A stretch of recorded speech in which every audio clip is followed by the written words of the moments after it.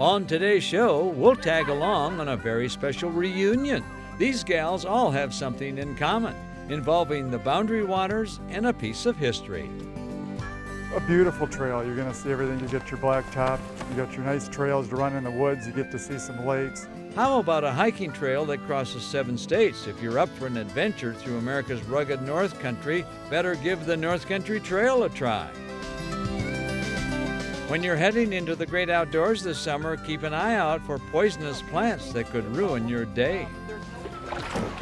This week, our Minnesota Bound Classic takes us back to a painful topic, remembering all the big fish that got away.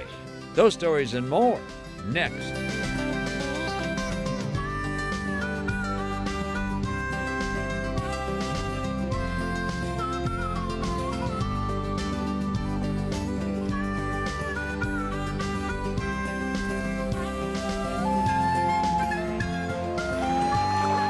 Minnesota Bound.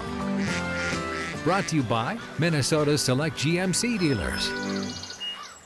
Hi everybody, Reuion and I welcome you to the show. You've probably heard about the outdoor program called Outward Bound. Well, once upon a time it was mostly just for young boys or young men. But that changed back in 1965, and you'll never guess how.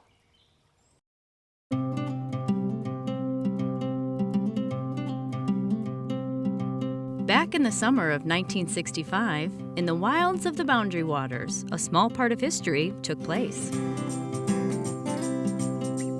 Outward Bound, an organization known for their wilderness adventures, was hosting a special group. Special because it was the first.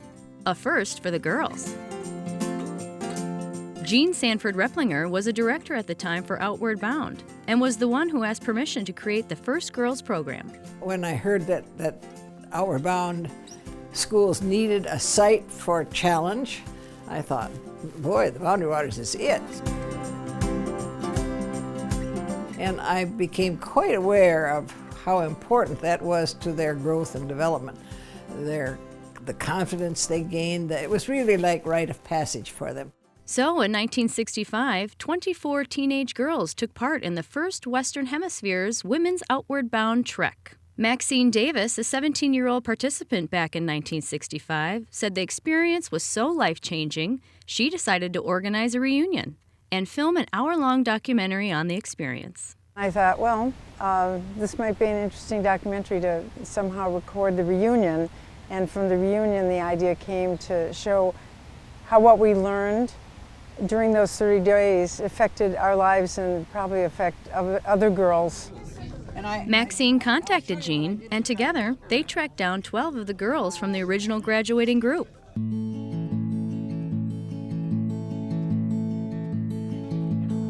And one by one, the reunion begins. What is this, a bunch of old ladies?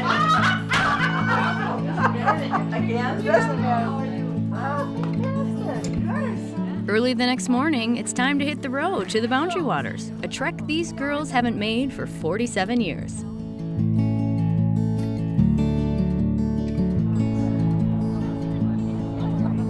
I haven't been up there since I was 25, so it's been a long time.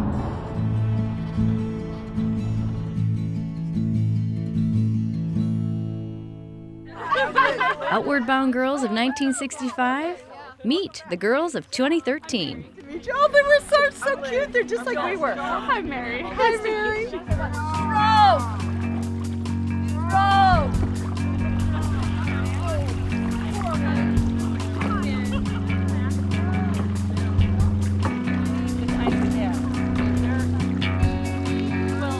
I realized that I couldn't remember exactly how to paddle, so I had to copy everyone. You know, like how and where to put my hand. But then it kind of came back naturally.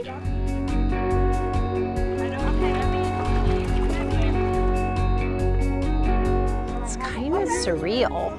I mean, it's like trippy. The Minnesota Outward Bound School also has a summer program for girls. 2 classes of 48 girls each attend the school each summer, and only a few phases of the standard courses for boys are adjusted for the girls. The girls' gains in poise and confidence and skill are very apparent. Because we were the first girls outward bound, which was unique in the Western Hemisphere, we had some camera people up there. They were shooting us as we were doing what we were doing, and we never thought about it much. And Jean had this archival film, and it was us, you know, as young women. Here we are in our 60s, and there we were 17 and 18 years old. There's also another cabin just right down the way. After finding their old cabins, it's early to bed and early to rise. According to the 65 agenda, there's a run and dip scheduled at 6 a.m. sharp.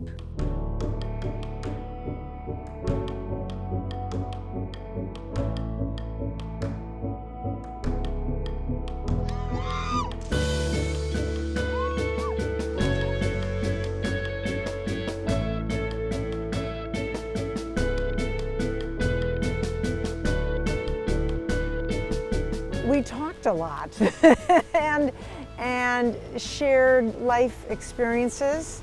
Peeling off the layers. We went rappelling. We went canoeing. I can't believe I have not been in a canoe in 47 years. They arrived at Outward Bound as teenage girls not knowing what to expect. They left with some lessons learned. They learned to have a little grit in the outdoors. And above all, they found friends that would stand the test of time. I think you learn a lot, and you learn to be tougher and wiser and maybe more human,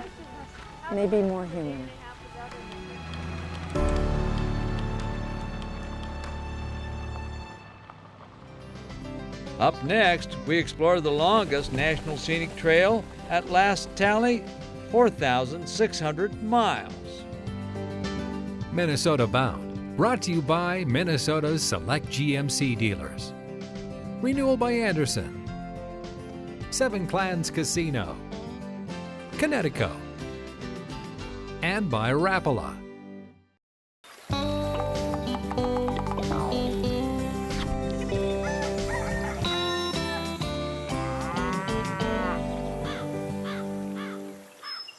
Welcome back. You know, trails have become a very popular item in Minnesota, but there might be a trail you've never heard of, but it's pretty long, and it's called the North Country Trail.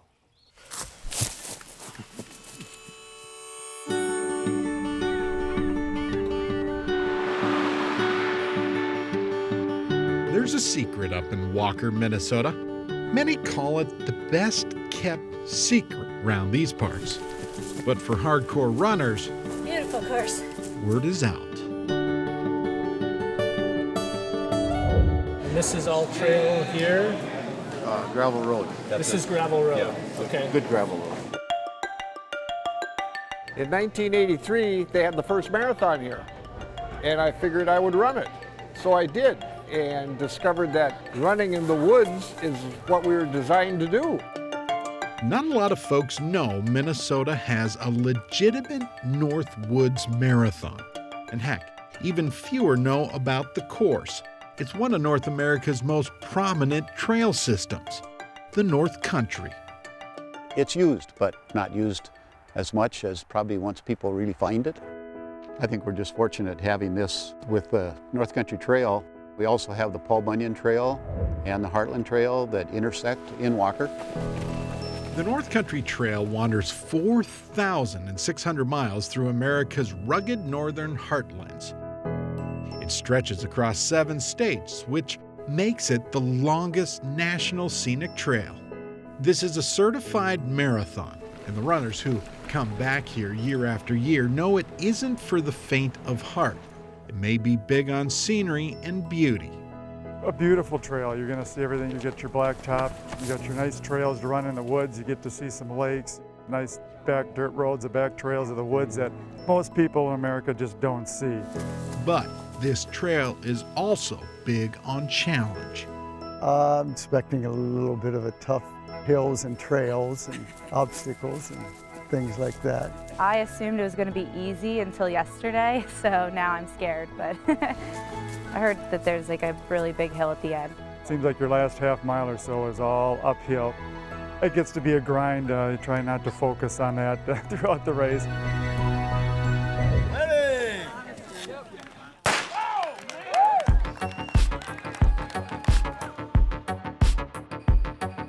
Runners start in town. Then they hit the trail, and then the woods. Still smiling. Wonder if he'll still be as cheery at mile 25. This is a rugged race. Well, most of the other marathons are on streets, on tarred surfaces, or hard surface gravel. We only have probably 6 miles that are actually paved. The rest is partly gravel, partly grass trails.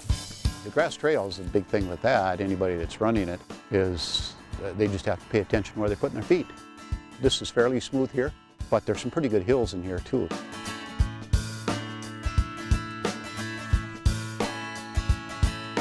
The marathon is a social event, no doubt. Lots of people show up to cheer on friends and strangers. At the finish, it's a celebration, both for the public and personal for each runner. I got 3rd out of my group, came in 54th, and I was 3rd out of 11. I feel great. It's challenging, but very beautiful. Especially now a lot of leaves are turning and starting to fall. The trail gets covered in a nice layer of leaves, so very scenic. Everything's marked nicely, just, you know, it's a tough course, a lot of hills, miles of hills, it feels like. We get a lot of compliments. Runners don't complain much.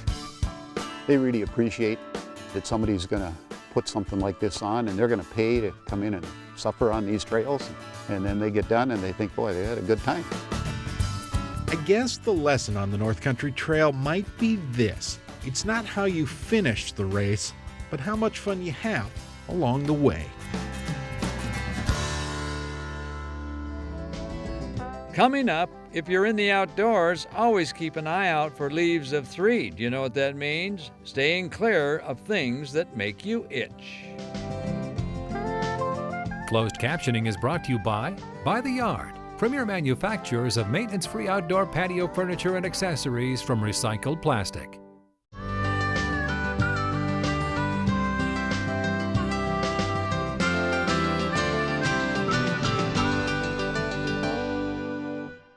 Time now for more outdoor safety advice from HCMC, the Hennepin County Medical Center. And joining me is Dr. Ben Orozco, who is with the Hennepin Regional Poison Center. Doc, you know, this is the year. We got poison ivy growing out there. We got bees flying around. What are some things we need to know about, say, poisonous plants? Well, I would say the first thing I always like to recommend is take a time to put our number in your cell phone, 1-800-222-1222.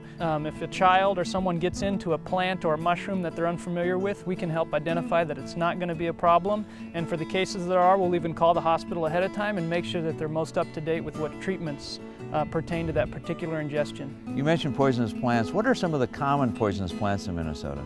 Well, things we run into are poison ivy and poison oak, obviously. So if you're going to be off trail, you're going to want to cover up. What about things like bees, bee stings? You know, bee stings can be a problem. There's no poisonous insects in Minnesota, but there are many things that can bite and sting, and if you have an allergy, that can even be a life-threatening situation. Certainly if you're prescribed an EpiPen, you're going to want to carry that anytime you're in the outdoors. It's just something to be mindful of. You get stung, you have troubles breathing, you break out in a rash immediately. That's a reason to get to the hospital. Good advice from HCMC. Hey, I'm Tony Roach. When it comes to fishing line, I almost exclusively use braided line. I use it in lots of different live bait applications, whether it's rigging, jigging, pulling bottom bouncers, spinners. It gives you a lot more sensitivity than your regular or typical mono line, especially when you've got a lot of line out there. I like to feel the subtle bites and know that it's a fish rather than the bottom. Here, let me show you a couple of these lines. Northland's come out with a new bionic braid, and not only does it come in a wide variety of sizes and size diameter, it also comes in different colors. And colors make a big difference when you're out fishing, depending on water clarity. You know, they come out with their slop green, especially in their bass colors, which is great for a lot of these bass guys, you know, to hide that braided line. Another one is this indicator camo. And the camo's nice because it actually breaks up in the water column, so you've got different colors at every few feet to kind of break that line up. Great thinking on the part of Northland Tackle. My favorite color, indicator camo. You'll love fishing braids. Give it a try. Why is it we always remember the fish that got away? I'm taking a look back at some of my could-have-been trophy fish of the past. He got him! Great. That's good. That's what we want. Minnesota Bound, brought to you by Hennepin County Medical Center, Minnesota Agricultural Water Resources Coalition, Minnesota soybean farmers and their checkoff.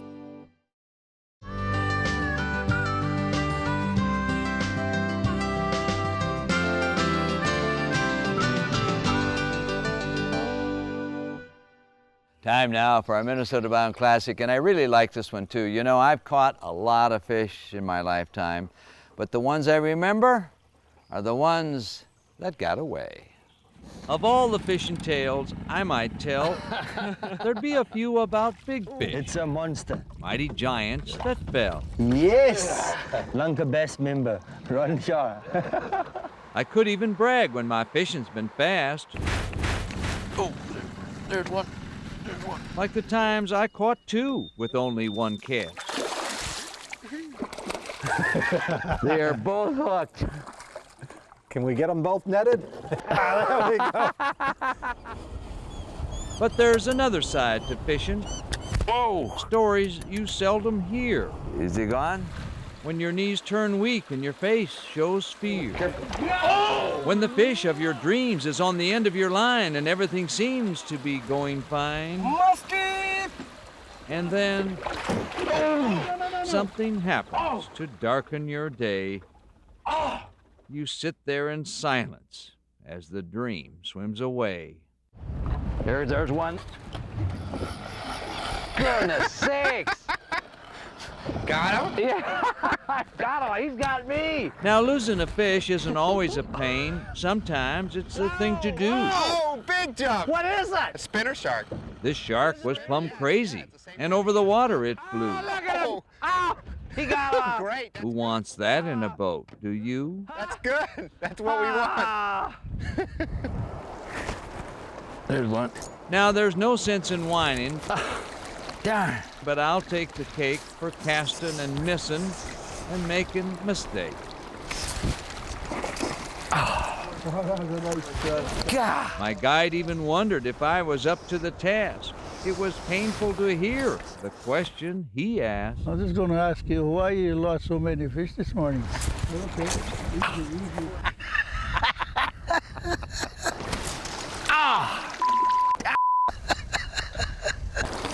No excuse. The hook is okay. Some fish are lucky. He's gonna eat it. Hold it. He's coming for it. He's coming, leave it. They don't take the bait. Get him. All right. He's smoking. Can't keep up with him. Still others are quicker and return to the lake. Oh, he's off. Oh, no way. Yeah. Oh, too bad. You're okay. This story of fishing is not a fairy tale book. Oh, he's off. Just spit it, huh? Yeah, he was. Yeah. He was that way, this way, that way. It just came out. Just let go. Yeah. No anglers are perfect, and that includes our hooks. That's why, look at that. Straighten the hook out. That was a good fish. It means all anglers forever will have moments like this. Watch him coming in. He's hot. Here he comes. Here he comes. Watch him. Whoa! When you just can't believe you've lost another fish. He took it all. How come I didn't get him? I still don't know how some of those fish got off, huh? That's part of the mystery of fishing. Well, that about does it for us. Remember, introduce a kid to the great outdoors. I'm Ron Scher, and of course, always the star of the show, who's paying no attention to me today, is Reuion. Oh, there, you heard your name. Transportation provided by Premier Transportation. Call 1-800-899-7433.